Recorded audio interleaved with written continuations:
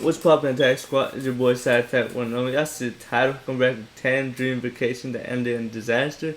By looking at the thumbnail, bro, I see skydiving and shit like that, bro. Heights, bro. Yo, you have me what they think I'm doing skydiving. I said this multiple times in my other videos, bro. I would never do skydiving, bro. What the hell, bro? What do I look like? I fuck with roller coasters and stuff. I love roller coasters. I'll go on that shit like every other day. I say, go on to every other day if I could. But like, what, bro? Skydiving? That just like, I would never, bro. That shit is just too scary for me. Call me bitch, whatever you want, bro. That shit is too scary. But if you enjoyed that, subscribe button, like. If you enjoyed that, subscribe button, the like button, road to that channel, kind of go crazy. But so comment down below my ideal trailer, what y'all me react to next. Going crazy, join the family, going crazy. Dropping every day, 2-3 videos a day. Let's get it. And for the new subscribers or new viewers, the reason why I wear sunglasses is because I record at night. Got the light hitting me in the face, messing with my eyes, for the green screen. That's it. Look at it. 10 dream vacations that ended in disaster. Number 10. Crocodile attack, India. On April 28, 2010, 25-year-old American globetrotter Lauren Failer was nearing the end of a vacation across India with her new boyfriend Jito Chadha. The couple were snorkeling near the Andaman Islands when Failer was dragged underwater by a large saltwater crocodile. Oh, that should look ugly. Near the Andaman Islands when Failer was dragged underwater by a large saltwater Oh hell no, that shit looks scary as that shit mean as hell. Crocodile. Chadha tried to help Failer, but saltwater crocodiles are the largest of the crocodile family, spanning up to 10 meters, and there was ultimately nothing he could do. When Chadha recounted this to the authorities, however, they were skeptical and took him into custody as a suspect in her disappearance. What? It wasn't. Yo, I just lost my wife. Yo, I just lost my wife. You think I'm a suspect, bro? Oh fuck, open up that crocodile or something, bro. Find that crocodile, do something, bro. I ain't no suspect, bro. Until 2 days later that Chadha could clear his name. A diver was able to recover his camera, which had recorded the start of the attack. Chadha was released by authorities and returned to America alone. Number 9. Snowed in, USA. At the end of their Thanksgiving holiday in 2006, cable TV presenter James Kim, his wife Katie, and their 2 children set off from Portland, Oregon back to their home in California. Taking what they believed to be a shortcut, they soon found themselves trapped by heavy snow on treacherous mountain roads. Once the car's gas ran out, they burned the tires for warmth, and Katie fed the 4-year-old and 7-month-old children herself. After about a week, James Kim left to find help, but never returned. 2 days later, his family were spotted by a helicopter and rescued. When officials found Kim's body, they determined that 2 days was the same amount of time that it took him to lose his life to hypothermia. Kim had walked about 26 kilometers and was only found about 1.5 kilometers from an empty lodge, fully stocked with food and supplies. Number 8. Deadly kilometer. You gotta talk in miles, bro. But like, but like, bro, what, you that close to a fucking cabin, bro? Are you for food? I know gonna get you some. Cocktails, Thailand. The Phi Phi Islands in Thailand are known as much for their picturesque beaches as they are for their notorious party culture. Each of these have tourists seeking out the island from around the world, as was the case for Canadian sisters Audrey and Naomi Belanga. One night, the sisters each had a 4 times 100 cocktail, a mix of the hallucinogenic kratom tea, coke, cough syrup, and other mystery ingredients added for their narcotic effects. At the end of the night, the sisters returned to their hotel room and wouldn't be seen again until the next day, when hotel workers found their bodies. Covered in lesions and with blue fingernails, authorities were stumped as to what had taken their lives, until the autopsy later revealed that the mystery ingredient in their cocktails had been DEET, an active ingredient commonly found in bug repellent. Number 7. Sandstorm Kidnapping, Mali. The Tamadarkt festival in Mali bills itself as a trans-frontier celebration of Tuareg culture, music, sports and crafts. But 4 tourists were exposed to a darker side of Tuareg culture as they returned from the festival along the Mali-Niger border in January 2009. When the European travellers found themselves caught in a sandstorm, a group of armed locals used the cover to shoot at their vehicle and kidnap them. The hostages were then sold to Al-Qaeda, who used them as bargaining tools when their governments reached agreements with the captors. Oh, what the fuck?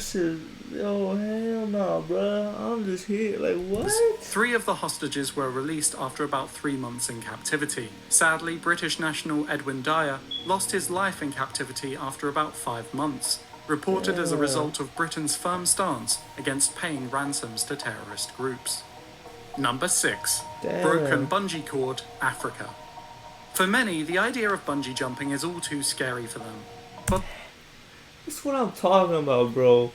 I know it, like, it's pretty rare for it to happen or stuff. For 22-year-old Australian Erin Langworthy, jumping from the Victoria Falls Bridge in Zambia was a dream, which soon turned into a nightmare.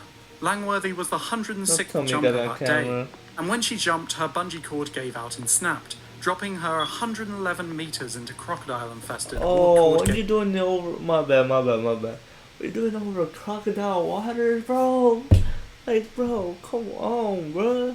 Now all that ropes, bro. Gave out and snapped, dropping her 111 meters into crocodile-infested water. Her feet still bound by the bungee cord, she spent 40 minutes trying to keep herself afloat down the Zambezi River. Despite partially collapsed lungs and severe bruising, Langworthy was able to grab some rocks and was pulled to safety by an employer of the bungee company. Luckily, she was able to make a full recovery and returned home 2 weeks later. Hey, yo, that's what's up. Okay. That went from a dream to a disaster to being... It was still a disaster, but you still got your life and you made a full recovery. That's what's up.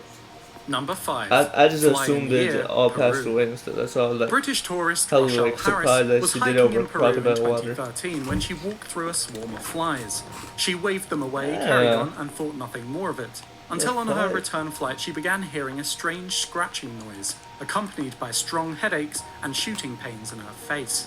Upon returning, Harris went to a doctor who suspected an ear infection, but upon closer inspection found 8 large maggots nestled in her ear canal. Experts concluded that Harris had encountered New World screwworm flies, which typically lay their larvae in wounds of warm-blooded animals.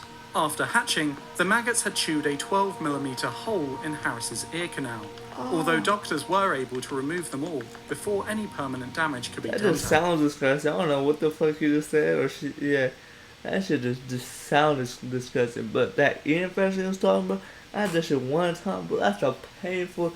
That night was painful as hell, bro. I could not sleep. Number 4. Cannabis on a shoe, Dubai. Damn. In the United Arab Emirates, drug laws are upheld with a strict zero-tolerance policy, as British youth worker Keith Brown discovered in September of 2007. Brown was returning from a holiday in Ethiopia with his wife via Dubai, when he was detained by airport security. Brown was soon charged with possession of cannabis and was handed a 4-year prison sentence. Given Dubai's strict drug laws, this didn't surprise many people until they discovered that the cannabis in question was 0.003 grams stuck to the bottom of his shoe. Weighing less than a grain of sugar and practically invisible to the naked eye, there was nowhere near enough of the drug to have any psychotropic effect. Authorities eventually acknowledged this and released the father of 3 5 months after he was arrested. That's still some bullshit, bro. You telling me I got arrested for 5 months? I was in a prison or jail cell for 5 months because there was some weed on my shoe, bro. Like, bro, what the fuck, bro? Number 3. Trapped in a cave, USA. In June 1990, widower Gary Lutz took his 2 children to West Virginia to share with them his love of caving. 305 meters into the New Trout Cave, the family reached a maze of jagged rocks and tight spaces. Lutz didn't want his bag to get in the way, and he estimated that their headlamps had at least half an hour of light left, deciding he could afford to leave the bag of food and supplies there. But for some reason, the lights all went out within 10 minutes, leaving them... Why are you leaving your food and shit? Like, that should be with you at all times, but food? Oh, look, did you say water?